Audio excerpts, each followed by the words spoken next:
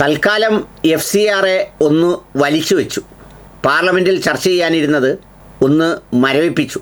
എന്നാലും ആ നിലപാടിൽ നിന്ന് പിന്നോട്ട് പോയിട്ടില്ലെന്നും അത് പിൻവലിച്ചിട്ടില്ലെന്നും കിരൺ റിഡ്ജു കൃത്യമായി പാർലമെൻറ്റിൽ വ്യക്തമാക്കി.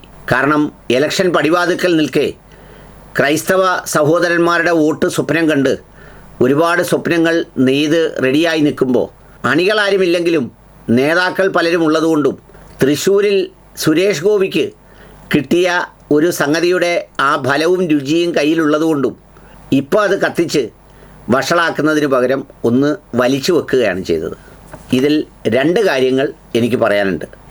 കാര്യം നമ്പർ 1, ഈ വിഷയവുമായി ബന്ധപ്പെട്ട് ഏറ്റവും കൂടുതൽ ബാധിക്കുന്നത് ക്രൈസ്തവ സ്ഥാപനങ്ങളെയും അവരുടെ ഇൻസ്റ്റിറ്റ്യൂഷൻസിനെയും ബാക്കിയുള്ള കാര്യങ്ങളെയും ഒക്കെയാണ്. പക്ഷേ ഒന്ന് ഓർക്കേണ്ടത്, നമ്മുടെ പൗരത്വ ഭേദഗതി നിയമം വന്നപ്പോഴും പിന്നീട് പോപ്പുലേഷൻ രജിസ്റ്റർ വന്നപ്പോഴും പിന്നെ അതിനുശേഷം വഖഫ് ഭേദഗതി നിയമം വന്നപ്പോഴും ഒക്കെ ഒരു സമൂഹം മുഴുവൻ വളരെ അങ്കലാപ്പിലും അസ്വസ്ഥതയിലും തെരുവുകളിൽ സമരങ്ങളുമായൊക്കെ ഇരുന്നപ്പോൾ മാനസികമായി ഒരു ഐക്യദാർഢ്യമോ പിന്തുണയോ പോലും വാക്കുകൊണ്ടുപോലും നൽകാൻ പിശുക്ക് കാണിച്ച കുറേ പേരുണ്ട്. ഒരു കുറച്ച് സ്ഥലത്തുള്ള വർഷങ്ങളായി കിടക്കുന്ന ഒരു തർക്ക വിഷയം, ഞാൻ പറഞ്ഞത് ഈ വഖഫ് ഭൂമിയുടെ നമ്മുടെ എറണാകുളത്തെ ആ തർക്ക വിഷയം ഒരു കാരണമാക്കിയെടുത്ത് രാജ്യം മുഴുവൻ നടത്താൻ പോകുന്ന ഈ സംഗതി അതിനെ ചെയ്യേണ്ടത് അത്യാവശ്യമാണ് എന്ന തരത്തിൽ നിലപാട് സ്വീകരിച്ചവരുമുണ്ട്. സാധാരണ എല്ലാം കാലം തിരിച്ചു കൊടുക്കുന്നതിന് ഒരു കാലതാമസം എടുക്കാറുണ്ട്. പക്ഷേ ഇവിടെ ഒരു കാലതാമസവും എടുത്തില്ല എന്നതാണ് ഒരു പ്രധാന കാര്യം. ഓർത്തിരിക്കേണ്ടത്, ഒരു സമൂഹത്തിൻ്റെ അസ്തിത്വം ഇല്ലാതാക്കുന്നതിന് 1 അവരെ അപമാനിക്കുക, 2 അവരെ സാമ്പത്തികമായി അസ്ഥിരപ്പെടുത്തുക എന്നുള്ളതാണ്. ആ സാമ്പത്തികമായി അസ്ഥിരപ്പെടുത്തലിൻ്റെ ഭാഗമാണ് ഈ പശു ആക്രമണവും ആൾക്കൂട്ട കൊലപാതകങ്ങളും കച്ചവടക്കാരെയും മറ്റും വരട്ടി കടയടിച്ച് പൊട്ടിക്കുന്നതും ഇപ്പോൾ വഖഫ് വസ്തുക്കളുടെ മേൽ നടത്തിയതുപോലെ തന്നെ ഇപ്പോൾ FCRA കൊണ്ടുവന്ന് ഈ സംഗതി ചെയ്യാൻ പോകുന്നതും. പക്ഷേ ഈ സന്ദർഭത്തിൽ മുസ്ലിം സംഘടനകളും പ്രൊഫൈലുകളും ആരും മിണ്ടാതിരുന്നില്ല.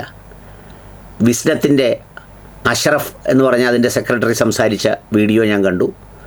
മുജീബ് റഹ്മാൻ എന്ന് പറഞ്ഞ ജമാഅത്ത് ഇസ്ലാമിയുടെ അമീർ സംസാരിച്ച വീഡിയോ ഞാൻ കണ്ടു. അതുപോലെ തന്നെ എല്ലാവരും കണ്ടു. കോൺഗ്രസ് ഇതിൽ മാതൃകാപരമായൊരു നിലപാടെടുത്തു. കോൺഗ്രസ് നേതൃത്വത്തെ അഭിനന്ദിക്കാതിരിക്കാൻ ഒക്കില്ല ഇക്കാര്യത്തിൽ. കാരണം വഖഫ് വിഷയം വന്നപ്പോഴും എല്ലാ എതിർപ്പുകളുണ്ടായിട്ടും പാർലമെൻറ്റിൽ ആ ഭേദഗതിക്കെതിരെ സംസാരിച്ചത് ഹൈബി ഈഡൻ എന്ന് പറയുന്ന എറണാകുളത്തിൻ്റെ MP ആയിരുന്നു. അദ്ദേഹത്തെ ഒരുപാട് ആക്ഷേപിച്ചു ഈ കാസ ടീംസൊക്കെ. പക്ഷേ ഇന്നും അദ്ദേഹം തന്നെയാണ് ഇതിനെതിരെയുള്ള അടിയന്തര പ്രമേയത്തിന് നോട്ടീസ് കൊടുത്തിരുന്നത്. അതുകൊണ്ടാണ് ചില പൊതു ഇടങ്ങൾ കോൺഗ്രസിനെ പോലെയുള്ള ചില പാർട്ടികൾ നശിക്കാതെ അവശേഷിക്കണം എന്ന് പറയുന്നത്. ചിലതൊക്കെ അവർക്കേ ചെയ്യാനാകൂ. ആ സംഗതിയാണ് ഇപ്പോൾ ഈ പറഞ്ഞ സംഭവത്തിൽ ഉണ്ടായത്. ഇതതിൻ്റെ ആദ്യ ഭാഗം, ഓർമ്മപ്പെടുത്തലിൻ്റെ ഭാഗം. ഇനിയെങ്കിലും ഓർക്കേണ്ടത്, ഈ വരുന്ന അനീതികളെ അനീതി എന്ന ഒറ്റ കാര്യം കൊണ്ട് മാത്രം എതിർക്കുക, അല്ലാതെ ആ അനീതി തങ്ങൾക്കിഷ്ടമല്ലാത്തവരുടെ മേലാണെങ്കിൽ ആ അനീതി നടന്നോട്ടെ എന്ന് നമ്മൾ വെക്കരുത്. കാരണം ആ അനീതിയുടെ വാൾ നമ്മുടെ പള്ളയ്ക്കും കയറ്റാനായി കൊണ്ടുവരും എന്ന് മറക്കാതിരിക്കണം. ഇതിൻ്റെ രണ്ടാമത്തെ ഒരു ഭാഗം, ചില അതിവിദഗ്ധന്മാരൊക്കെ വന്നിട്ട് ഈ നിയമത്തിൻ്റെ പ്രത്യേകത സുതാര്യതയാണ്, ഈ നിയമത്തിലൂടെ പ്രധാനമായി അറിയാൻ ശ്രമിക്കുന്നത് ഈ കൊണ്ടുവന്ന കാശ് ഒരു കുന്തവും ഇല്ല. ഈ നിയമവും ഈ ഭേദഗതിയും ഒന്നുമില്ലാതെ തന്നെ രാജ്യത്തിൻ്റെ ആഭ്യന്തര വകുപ്പിന് FCRA അക്കൗണ്ടുകളിലൂടെ നാട്ടിലേക്ക് വരുന്ന കാശ് എവിടേക്കാണ് വരുന്നതെന്നും എന്തിനാണ് വിനിയോഗിക്കുന്നതെന്നും അതിൻ്റെ റിട്ടേൺസും എല്ലാം ചോദിക്കാനുള്ള പ്രൊവിഷനുണ്ട്. എല്ലാ വർഷവും അതിൻ്റെ റിട്ടേൺസ് ഓൺലൈനായി എല്ലാ ഏജൻസികളും ഫയൽ ചെയ്യാറുണ്ട്.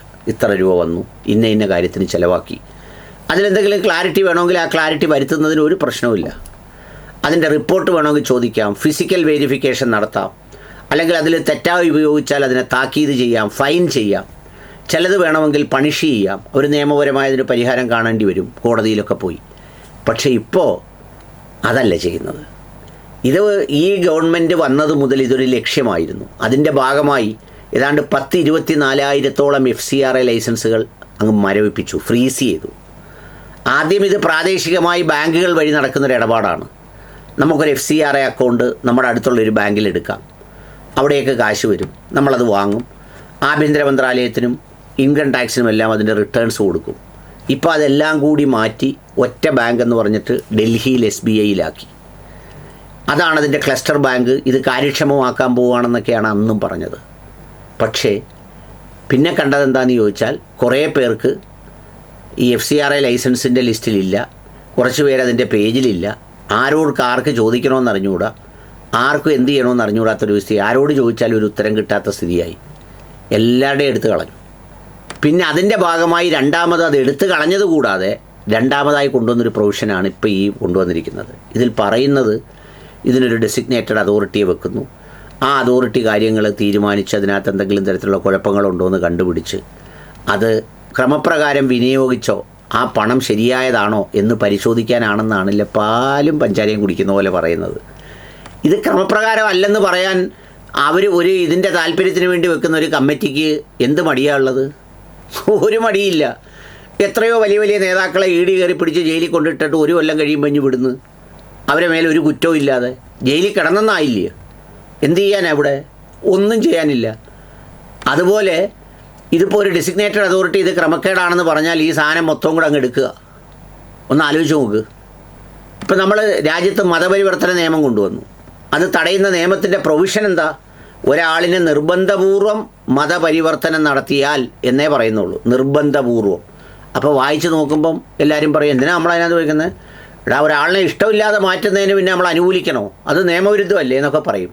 സത്യത്തിൽ പിന്നെന്താ കണ്ടത്? രാജ്യത്ത് ആര് മാറിയാലും ആരുടെയെങ്കിലും ഒരു പരാതി വാങ്ങിച്ചു വെച്ച്, ഇനി ആരും ബന്ധുക്കൾ പരാതി കൊടുത്തില്ലെങ്കിൽ നാട്ടുകാരുടെ പരാതി വെച്ച് അല്ലെങ്കിൽ ഒരു സമാജത്തിൻ്റെ പരാതി വാങ്ങിച്ചു വെച്ച് എല്ലാവരെയും കൂടെ പിടിച്ചങ്ങ് ജയിലിലിടുക. അപ്പോൾ ഇത് സതുദ്ദേശപരമായി പാലരിച്ച് കുടിക്കാനും അരിക്കാനും ഒന്നുമല്ല, ഇത് പൂട്ടാനാണ്, നന്നായി പൂട്ടാനാണ്. നമ്മൾ സാധനം പറയത്തില്ലയോ, ഏതോ സിനിമയിലെ ഡയലോഗ് പോലെ, എന്താ പറയുന്നത്, നിന്നെ കത്രികപ്പൂട്ടിട്ട് പൂട്ടുമെന്ന് പറഞ്ഞതുപോലെ അത്തരത്തിൽ പൂട്ടുന്നതിന് വേണ്ടിയുള്ള ഒരു സംഗതിയാണിത്. തൽക്കാലത്തേക്ക് ഇലക്ഷൻ ആയതുകൊണ്ട് ഒന്ന് ആശ്വസിപ്പിച്ച് വലിച്ചു വെച്ചിട്ടുണ്ടെന്നേ ഉള്ളൂ. അതൊന്നും ഒരു വലിവല്ല, ഏത് സമയത്തും അത് നിവർന്നു വീഴും, തർക്കമൊന്നും വേണ്ട.